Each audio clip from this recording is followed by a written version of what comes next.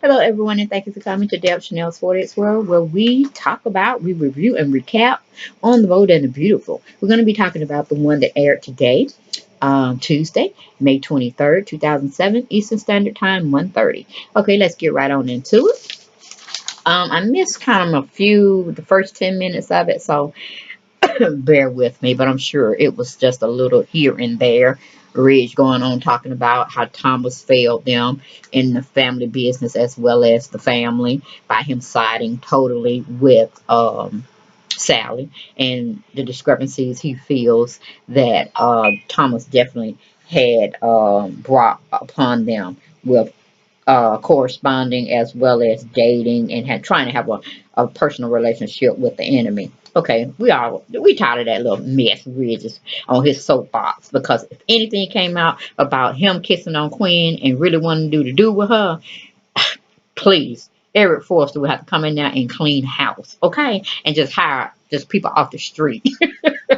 Or better yet, just close down the whole freaking place and he just go on and travel with his brother, because his brother is a world-renowned international playboy and traveler. Okay, so he need to be hanging out with him and shut all that Forrester Creations mess down. Okay, and let these people fend for themselves, whom they call family, but they keeping the biggest secret of their life from him regarding his current wife.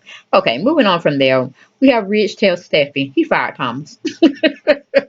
And it comes as no shocker to Steffi. But she's like, okay, now what we gonna do for us designers? You and Grandpa cannot design by yourselves, okay? And not coming from a younger perspective, okay? Because y'all not in that area. What's going on with you, Dad? What the hell going on with you, Dad? What's going on? She has a shocker look on her face, like, really? Is that what we going with this now? Oh man, we in we in deep shit, pretty much. Deep shit. So anyway, we leave that situation. We go back to where Nicole is freaking out, still at her doctor's appointment, and analyzing why she can't have a child.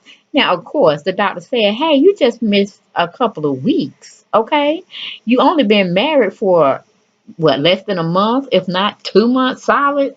Why are you rushing and putting all this stress on yourself? Girl, secondary, infertility, it's at our doorstep, but it's not saying we're gonna let it in and take over our lives. You know what I'm saying? We're gonna keep it at bay as much as we can. But my Lord, you just got married. Why are you so in a rush of having a baby? Is your biological clock ticking that strong? So basically, the doctor's trying to calm the cold nerve, calm her down. I'm like, you should have thought about that before you whipped that surprise on her with, ooh, you have this disease or this illness, and you may not be able to conceive. How you think a person gonna take that, doctor? Oh, OBGYN. Do you have any children? Anyway, we move from that situation. We go to commercial. We come back. We have Zende comes by the office and he sees Charlie and Pam congregating on the outside, which is where Pam's supposed to be. Why Charlie is there, I have no idea. He should be securing the building, but yet he's falling off. I tell you, a rental cop always be doing something they ain't got no business doing. That's why they're a rental cop and not a real cop. Okay. Anyway, he comes and he pretty much tries to ask Pam, does she know anything about the meeting that they summoned him to come to, meeting Ridge and Steffi, because they're the CEOs or co-CEOs, I should say. Pam said, I didn't even know this shit was happening. Okay, I don't even know what you're talking about. I just know they wanted to see you. So whatever's going on, it's kind of like clandestine. It's top secret. Maybe you could tell me when you come out what the meeting was about, because I don't have a clue. Okay, just go on in now. They waiting on you. And he looking like, oh, okay. I'm like, really, T-Dot? Really? Man, they can't fire you, your family. Well, hell, yeah, I guess they can, because they just fired Thomas, right? But then they didn't do anything inconspicuous or anything that would put the family in a bad light. So he should have been thinking positiveness. Anyway, moving on from him. We have Zende. He goes in. He's looking very puzzled at Steffi and Ridge, and he pretty much wants to know, what did he do? Okay, then Ridge comes on and tell him, look, I'm just going to tell you off the bat, we fired Thomas. Thomas is a legality. He's a weak link, and we had to get rid of him. And now we're looking at you to replace him. How you feel about that? And so they're like, happy. So y'all gonna slide my cousin aside because he started messing with a Spectra, got in bed with her, paid her loans, her debts off, stopped her from going to jail, and now y'all just gonna give me one by default. I'll take it. That's pretty pretty much what he said. He just threw his cousin right up under the bus. Anyway, moving on from there, we have RJ is looking at Coco being a mother figure to maybe one day his child. And Coco says, slow your roll, Pudgy. Slow your roll, RJ. Maybe in 10 years, and that's a far 10 years, but not now. We ain't even going now. You're like, I feel you, I understand. I'm just saying you look like something I want to, impregnate one day. Like, Thomas, you sure got your daddy's ways, okay? That's why Rusty Dusty, y'all know him as Ridge. I know him as Rusty Dusty. Don't have nobody now. Okay, so keep up with that mentality and see how far it gets you. Anyway, moving on from there, Maya's trying to find a nanny, quick, fast, and in a hurry, because she is definitely taking in uh, a reflection of what, or taking notes from what Bill tried to tell her when they were flying over to Paris in his private jet about her not being a biological mother and this, that, and that. And they shouldn't let Nicole be spending too much time with the baby because she may have a change of heart down the road. And that's going to lead them ass out. Unless they had it legally documented to it's like, ooh, very sticky. I don't think she has a chance in hell in getting the baby back. Anyway, but Rick is not picking up on the obvious. He's just thinking she's just moving too fast, and just he ain't really thinking about the conversation that Bill had with them when he was on their plane and this, that, and third. Rick is clueless sometimes. He is very clueless, but he shows some concern that something ain't right with Maya in this rush to find a new nanny. Okay. And what's wrong with the old nanny? Hell, she wasn't just gonna be gone for a couple of days or a day, and you want to replace her already? I'm like, come on, you gonna have 5 nannies on deck, 10 on deck, in case your very the one that you really want to watch her can't watch her. So you're gonna have 5, 10 nannies on deck, ready to come aboard to play date or watch over Liz while you doing little things because you want to keep the baby from Nicole. Don't you think Nicole gonna smell blood in the water? Is that's what you're trying to do? Because you don't know what she's going through now. So she's gonna be on Lizzie like white on rice. Okay. All right, Maya, you need to watch out. And stop, paying so much attention to what Bill is telling you and just recognize maybe what your sister's going through. Hopefully she'll tell you and then y'all can just work it out. Okay. And find her the best medical doctors to reverse this thing that prognosis or diagnosis the doctor had just given your sister. Okay. And then we got Nicole is still struggling with her diagnosis with the doctor. She's going back and forth with her. She's talking about you just don't know how this put a screwball wrench in my marriage and this, that, and the third. And the doctor's not understanding. And she tells Nicole, children are not promised to everybody. I'm like, you went too far when you said that, doctor. Sometimes you need to just slow your roll and keep your mouth shut. That's a very bad thing to say to one of your patients that, hey, you had the chance of motherhood. You pretty much should have kept your child if you wanted one. At least you definitely would have had one, or not having, with being put to the face of not having your child at all. I'm like, doctor, where's your bedside manner? Because that would have got a slap in the face from my hands to your face. We would have got hands on. It would have been assault charges and that. But see, I would have been like in distress, mentally not there. I could have had the insanity plea and just a lack of judgment. My hand went aside your face for making a comment such as very empty and not needing at that time. Okay, then we move on. We have Maya tells Pam to call and cross-reference applicants for Liz's new nanny. She's trying to get on board on dead like 100 now because she don't want, in her mind, and the writer's just not expressing it out, but I peep game. I read between the lines. She's just trying to get Nicole away from the nanny. I mean, she's trying to get Nicole away from Liz, and so they won't connect so much while she's gone, and she can't interfere with their interaction. Okay, but Rick is still trying to understand Maya's concern because he's looking over her shoulder, like, well, why didn't I just tell you to put that shit down? That the best hands that she's in is your sister who actually had the baby.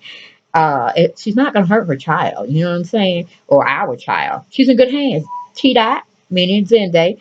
Hey, they got that covered. What is your problem? I'm like, Rick, she is scared that she's going to lose the baby. She's going to let Bill got in her head, and Bill is there telling her this, that, and the third, or she's really, really, really thinking about it. And she's concerned that she, yes, may lose Lizzie because Nicole may want her child back, which is a poor piss idea of Nicole if she does try to do that because she did it for the good for them. You can't just be an Indian giver and give stuff back like that. And that's not even stuff, that's a human being. She ain't no toy to be passed around as some tangible object. You know what I'm saying? No, she's significant. She's a human being. She has blood. She breathes. She thinks. She interacts.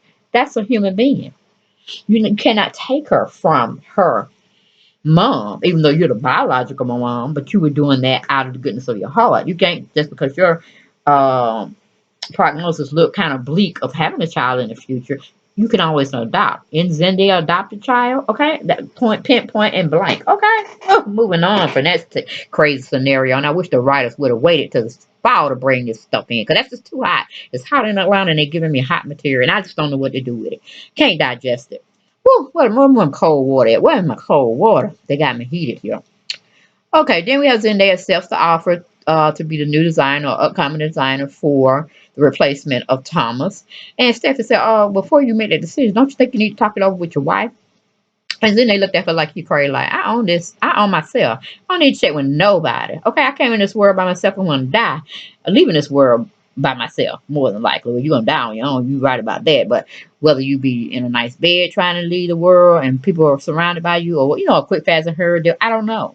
But yeah, that's for sure. I guess you can make that decision because it kind of look kind of bleak for you all having a baby, but that's not what you're concerned about right now. You concerned about your new career is flourishing, this, that, and the third. And they already told you you're gonna be working long hours. Your work gonna get in intertwined with your home life. Your wife gonna be think you need to be at home. You got to be designing. No, you have the same lifestyle as Ridge and Eric. You can design from home if you want to. Hey, you just need a sketch pad and a pen and the little art and craft supplies. You know what I'm saying? Get it done, get it done. But you're gonna definitely need some quiet time to be able to focus and concentrate strictly on your designs. Then we move on. We have Nicole still over at the doctor's office battling with her playing the mind games with the physician about her medical condition. Nicole thinks her whole marriage is based on her being able to give Zende a family, babies, this, that, and the third. This is what she's had alluded in her mind that this is how her life should go. She even brings up she gave away the only child, and now you're saying I gave her up for nothing because I can't have another child, and then that make me be ass out totally. That don't seem fair. I'm like, you're going to the little bit to the extreme. I mean, you're going too far. She just talking about she ain't gonna be able to have no baby and her future and what kind of life her and Zendaya gonna have as far as a marriage. I said, y'all gonna continue to have a marriage. You just not gonna have a child. Or you basically gonna have to adopt a child. Whatever, however you see it. But this is just a diagnosis. It's not set in stone. Things can change. Miracles can happen. Come on, baby girl Nicole.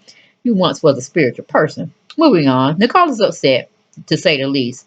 To think Liz would be her only child. She believes her marriage is threatened because of this medical issue, and she feels it isn't fair. So she's just going on and on. Go to commercial, come back. We have Rick is concerned about Maya's behavior regarding Lizzie. Then we have Stephanie and Rich are talking to Zende about work and family. Whew, it's going to be some clash, but he said he can understand if he don't leave this office saying yes, that he will take the job, his wife will be out on his ass for the negative. Okay? He goes on to explain she wants me to be happy. This would make me ecstatic. So no, I can take this on. Yeah, I can sign these papers right now. Well, pen it, please. Then we have both Ridge and Zende notice they have some similarities in common. They both are not true foresters. I'm like, I'm so glad the writers brought that in. So glad because Ridge, you may not be in the office either once they find out what you did. Then we have Nicole comes home to find RJ and Coco watching Lizzie. She asks about Zende. RJ tells her Ridges summoned him to Forest Creations to discuss something. Nicole tells RJ and Coco they can go on and leave. She got Liz from this point on. She goes over to see Liz playing in her playpen, and she is so drawn to Liz. She picks her up and she starts talking to her as if she's Lizzie's true mom. And Maya and Rick are not out. Well, Maya and Rick are out the picture. But oh no, Nicole is hooked to listen. Well, Nicole is hooked She's listening to her mother instinct. She's holding no holds barred when it comes to baby girl Lizzie. Because she's almost really trying to say, okay, I'm going to have to hold on to this little girl. This little girl is really mine. She asking the little girl, do you dream about me? Do you really know I'm your mama? This, that, and the third. I said, oh, we need some psychological treatment. The girl has fell from the tree. She's acting like a rotten apple, a spoiled brat. She's forgetting her morality compass that she held herself so highly esteemed on. Don't understand, don't understand, don't understand. Writers, you're full of it. You're full of feces today with bringing this bogus storyline to us. I cannot take it. I cannot, I will not, I shall not take it. It's just too much. Too much. But y'all, that was my take, my recap, my review on The Bold and the Beautiful that aired from May 23rd, Tuesday, 2017. Sorry about the dogs in the background. We had a delivery man come and deliver something at the door and they go crazy when they don't know who that is and why they can't get to them. I mean, little bitty pups. If y'all watched our videos or my videos, you see me had them on camera here and there. If you're not, you're up for a treat. I may show them again sometime soon. But anyway, just hear from them because I'm about to strangle both of them for definitely getting in my way in my taping time. They know better. They do know better. Blessings to you all, and I'll talk to you real soon for more recaps and reviews of The Bold and the Beautiful. Thank you, guys.